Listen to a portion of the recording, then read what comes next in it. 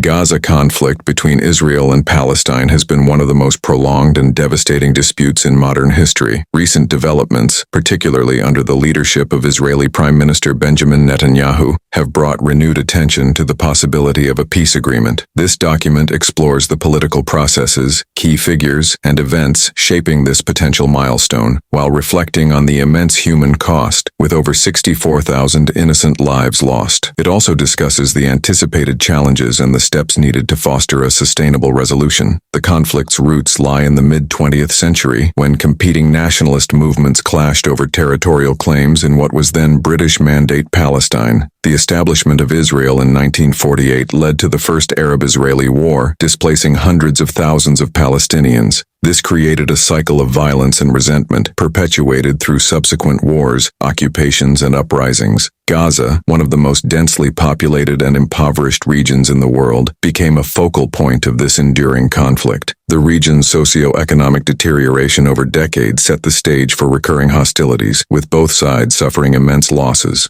The latest cycle of violence erupted in 2023, triggered by clashes in Jerusalem's holy sites and escalating into a full-scale military confrontation between Israeli forces and Hamas, the de facto governing authority in Gaza. This phase resulted in massive destruction, displacing thousands and causing significant civilian casualties. International condemnation reached a crescendo, urging both parties to reconsider their positions and seek a diplomatic resolution. Prolonged hostilities further exacerbated the humanitarian crisis, with Gaza's infrastructure being systematically dismantled by targeted military strikes. Amidst the ongoing tensions, a significant breakthrough came when a ceasefire was declared in 2025. As part of the agreement, Hamas released 3 Israeli hostages, while Israel agreed to free 90 Palestinian prisoners. This exchange, though symbolic, marked a critical step toward rebuilding trust between the two sides. Analysts suggest that such confidence-building measures are crucial for fostering a conducive environment for further negotiations. A detailed analysis of the conflict's impact on Gaza's infrastructure highlights the unprecedented scale of destruction. Satellite imagery from international monitoring agencies shows widespread devastation, with entire neighborhoods reduced to rubble. Over 60% of the region's essential facilities, including hospitals and schools, have been rendered inoperable. The cost of reconstruction is estimated to exceed $15 billion,